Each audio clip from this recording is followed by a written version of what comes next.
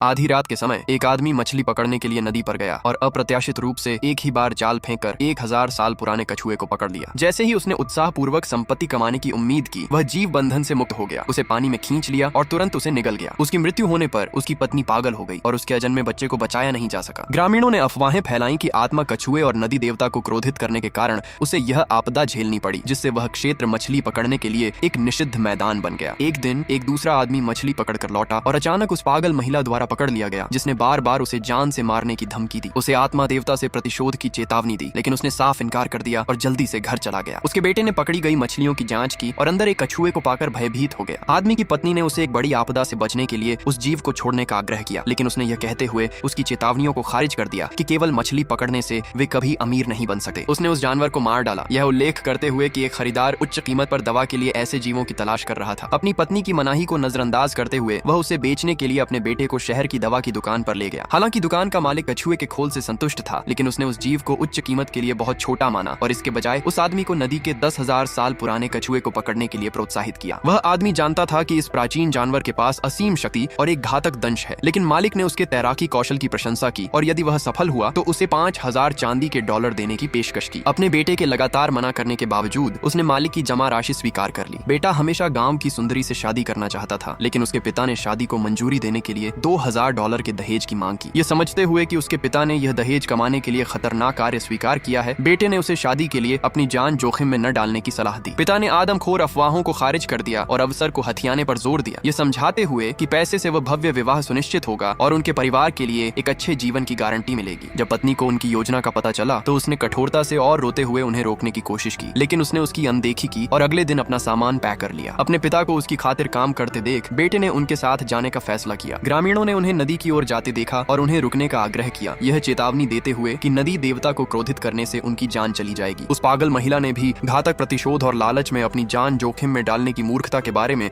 चेतावनियां बुदबुदाईं। उसे भगाने के बाद पिता और पुत्र नदी के किनारे गए। पिता ने जल्दी से उस प्राचीन कछुए के पैरों के निशान पहचान लिए और अपने उपकरणों के साथ उनके पीछे चला गया। पानी पर हलचल देकर उसने अपने बेटे को वहीं खड़े रहने का निर्देश दिया, जबकि उसने स्टील के पिचफोर्क के साथ गोता लगाया। उसे जल्द ही उस जानवर का रास्ता मिल गया, लेकिन एक पानी के अजगर ने अचानक उस पर हमला कर दिया, जिससे वह बाल बाल बच गया। हालांकि अजगर ने दिशा बदल दी और सीधे उसके बेटे की ओर तैर गया। बेटा आने वाले खतरे से अनजान था, इसलिए पिता आनन फानन में उसकी ओर तैर गया, इस बात से बेखबर कि वह विशाल कछुआ भी अपना जबड़ा खोले उनका पीछा कर रहा था। अजगर ने पहले हमला किया, बेटे को काटकर घायल कर दिया और फिर उसे लपेटकर पानी के भीतर खींच लिया। सौभाग्य से पिता उसे बचाने के लिए समय पर पहुंच गया और दोनों ने मिलकर अजगर को दूर भगाने के लिए पिचफोर्क का इस्तेमाल किया। अपने बेटे को घायल देकर पिता ने उसे किनारे लाने में मदद की। दोनों इस बात से पूरी तरह अनजान थे कि वे उस विशाल कछुए का भोजन बनने वाले थे।